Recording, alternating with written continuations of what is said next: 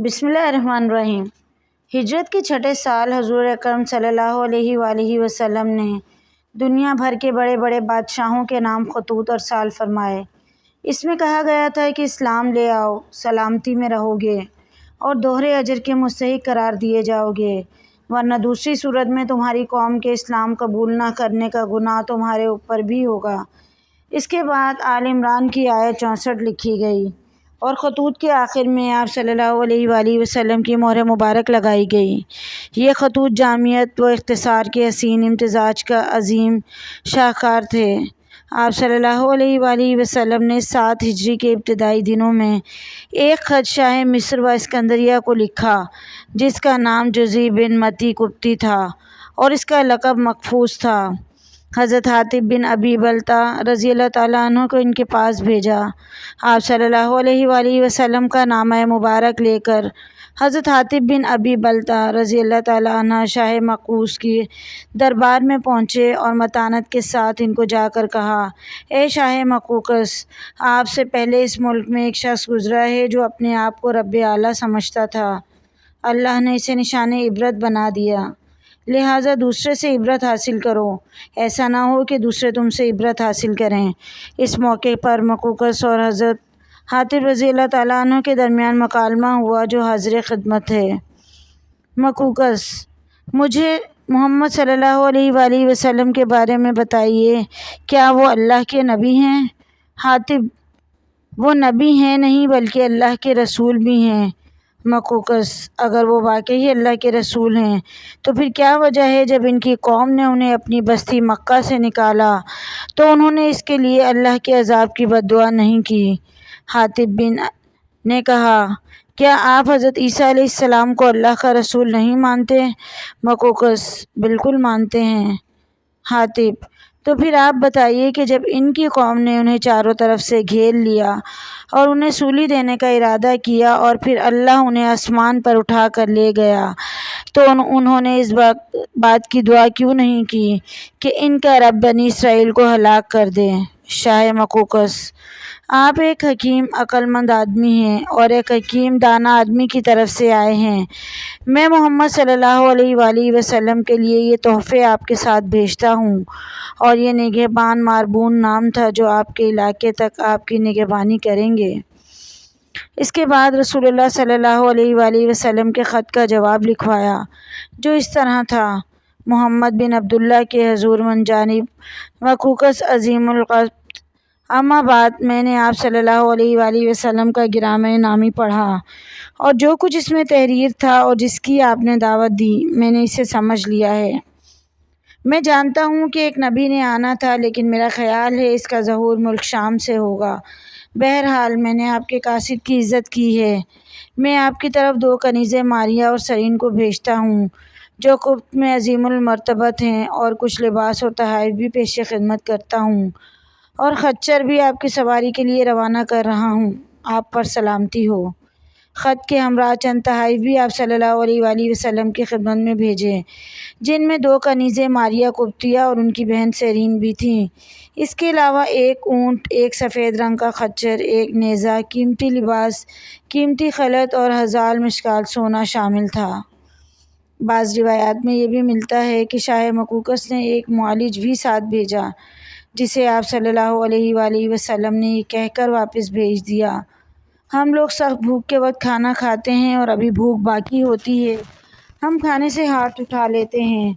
حضرت حاطب رضی اللہ تعالیٰ عنہ کی کوشش تھی کہ وہ اپنے آقا و مولا صلی اللہ علیہ وآلہ وسلم کی امانتیں جلد سے جلد حاضر خدمت ہو کر پہنچا دیں، لیکن خواتین کی ہمراہی کی وجہ سے وہ اس رفتاری سے نہیں چل سکتے تھے۔ یہ مختصر سا قافلہ منزلوں پر منزلیں طے کرتا ہوا مدینہ منورہ کے قریب تر ہوتا جا رہا تھا۔ دوران سفر حضرت حاطب بن ابی بلتہ ان کے سامنے اسلام کی حقانیت بیان کرتے اور آپ صلی اللہ علیہ وآلہ وسلم کے بارے میں بھی بتاتے تھے۔ بالخصوص دونوں خواتین بڑے غور سے باتیں سنتی تھیں۔ اگر کسی مقام پر کوئی بات سمجھنے میں دشواری محسوس کرتیں تو استفسار کر لیتیں۔ وہ سمجھ گئی تھیں کہ دین اسلام ہی وہ دین ہے جو حق ہے اور اللہ تعالیٰ کا پسندیدہ ہے۔ آخر کار کئی دنوں کی طویل مسافت کے بعد یہ چھوٹا سا قافلہ حدود مدینہ منورہ میں داخل ہوا۔ حضرت حاتب سیدھے سلیم رضی اللہ تعالیٰ عنہ کے ہاں تشریف لے گئے۔ معزز خواتین کو وہاں ٹھہرانے کے بعد آپ بارگاہ رسالت مآب صلی اللہ علیہ وآلہ وسلم میں حاضر ہوئے۔ اپنے محبوب صلی اللہ علیہ وآلہ وسلم کے قریب پہنچ کر نہایت ادب و محبت سے سلام عرض کیا اور شاہ مقوقس کا خط نکال کر پیش خدمت کیا۔ آپ صلی اللہ علیہ وآلہ وسلم نے مقوقس کے خط کی طرف دیکھا اور اسے کھولے بغیر ہی بتا دیا کہ اس میں کیا لکھا ہے۔ حضور صلی اللہ علیہ وآلہ وسلم نے سیدہ ماریہ سے شروع سے ہی پردہ کروایا۔ پھر مقوقس لکھا تھا کہ میں آپ کی خدمت میں 2 لڑکیاں بھجوا رہا ہوں جنہیں قبطی قوم میں بڑا درجہ حاصل ہے۔ گویا اس نے آپ صلی اللہ علیہ وآلہ وسلم کی تکریم کے اظہار کے طور پر انتہائی اعلیٰ خاندان کی لڑکیوں کا انتخاب کر کے بھجوایا تھا، نہ کہ غلاموں کی مارکیٹ سے خرید کر۔ حضرت ماریہ قبطیہ رضی اللہ تعالیٰ عنہ کو حضرت عائشہ صدیقہ رضی اللہ تعالیٰ عنہ کے پڑوس میں حضرت حارثہ بن نعمان رضی اللہ تعالیٰ عنہ کے مکان میں ٹھہرایا گیا۔ اگرچہ ماریہ قبطیہ رضی اللہ تعالیٰ عنہ کنیز تھیں، لیکن اس کے باوجود آپ کو دیگر ازواج مطہرات کی طرح پردے میں رہنے کا حکم دیا گیا۔ نبی کریم صلی اللہ علیہ وآلہ وسلم نے دونوں بہنوں کو ایک ساتھ اپنی غلامی میں جمع کرنا پسند نہ فرمایا اور ان دونوں میں سے کسی ایک کا انتخاب کرنے کے لیے بارگاہ الہی میں دعا کی، اے اللہ اپنے نبی کے لیے ایک کو منتخب فرما۔ چنانچہ حضرت سیدنا ماریہ قبطیہ رضی اللہ تعالیٰ عنہ کو اللہ پاک نے اپنے حبیب کے لیے یوں منتخب فرمایا کہ جب آپ علیہ السلام نے دونوں کنیزوں پر اسلام پیش فرمایا تو حضرت سیدنا ماریہ قبطیہ رضی اللہ تعالیٰ عنہ نے فوراً اسلام قبول کر لیا، جبکہ آپ کی بہن حضرت سیدنا سیرین رضی اللہ تعالیٰ عنہ نے کچھ دیر بعد اسلام قبول کیا۔ پھر حضرت سیرین رضی اللہ تعالیٰ عنہ کو آپ علیہ السلام نے حضرت حسان بن ثابت رضی اللہ تعالیٰ عنہ کو ہبہ کر دیا، جس سے حضرت سیدنا عبد الرحمن بن حسان رضی اللہ تعالیٰ عنہ پیدا ہوئے۔ حضور اکرم صلی اللہ علیہ وآلہ وسلم حضرت سیدنا ماریہ قبطیہ رضی اللہ تعالیٰ عنہ کو بہت پسند فرماتے۔ آپ رضی اللہ تعالیٰ عنہ پر کرم نوازی فرماتے ہوئے علیحدہ مکان عطا فرمایا۔ آپ صلی اللہ علیہ وآلہ وسلم مختلف اوقات میں آپ رضی اللہ تعالیٰ عنہ کے پاس تشریف لے جایا کرتے۔ اس وقت ان کی عمر مبارک 20 سال کی تھی۔ کچھ عرصے کے بعد سیدہ ماریہ قبطیہ رضی اللہ تعالیٰ عنہ امید سے ہو گئیں۔ آپ کی دیکھ بھال کے لیے حضرت ابو رافع رضی اللہ تعالیٰ عنہ کی اہلیہ حضرت سلمہ رضی اللہ تعالیٰ عنہ گاہے بگاہے تشریف لاتی۔ سیدہ ماریہ رضی اللہ تعالیٰ عنہ ایک بچے کی ماں بن گئیں۔ ذوالحجۃ الحرام 8 ہجری میں انہیں سے شہزادہ رسول حضرت سیدنا ابراہیم رضی اللہ تعالیٰ عنہ کی ولادت ہوئی۔ لونڈی جب بچے کی ماں بنے تو اسے ولد کہتے ہیں۔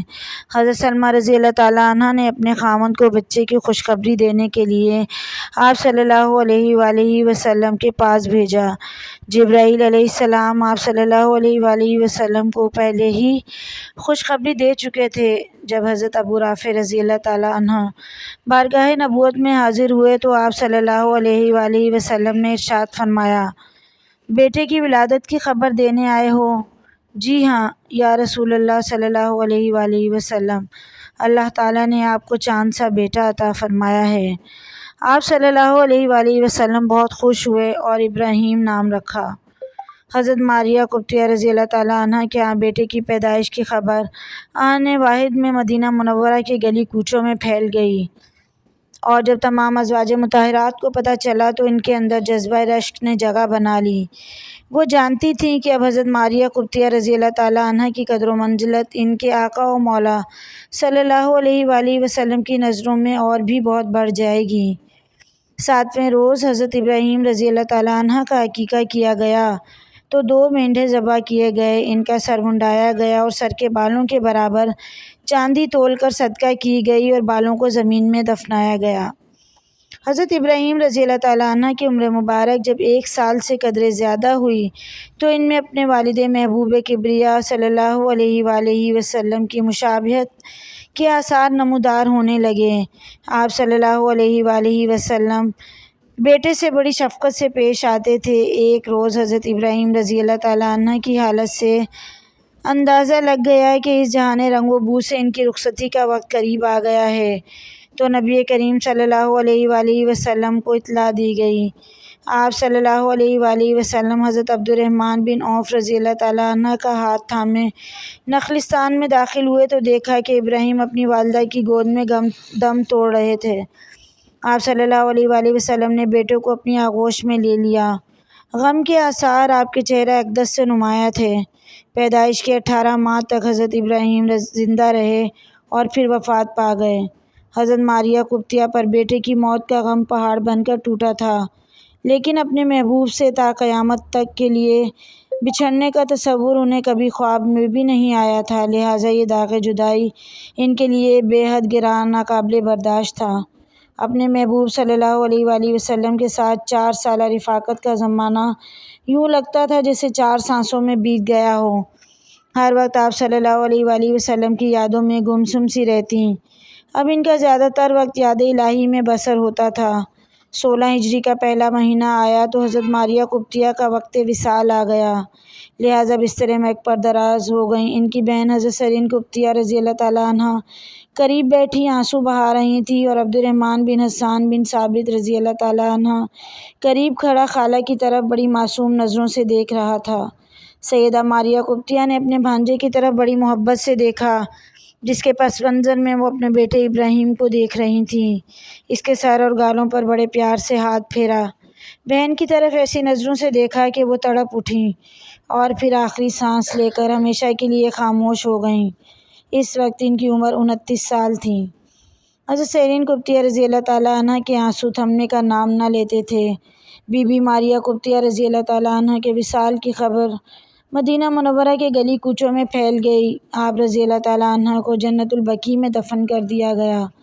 حضرت ماریہ قبطیہ رضی اللہ تعالیٰ عنہ کو اکثر مورخین سیرت نگاروں نے ازواج میں شامل نہیں کیا، جو کہ غلط ہے، اور حقیقتاً ازواج مطہرات میں شامل ہیں، جو حرم نبوی میں آنے والی واحد مصری خاتون تھی۔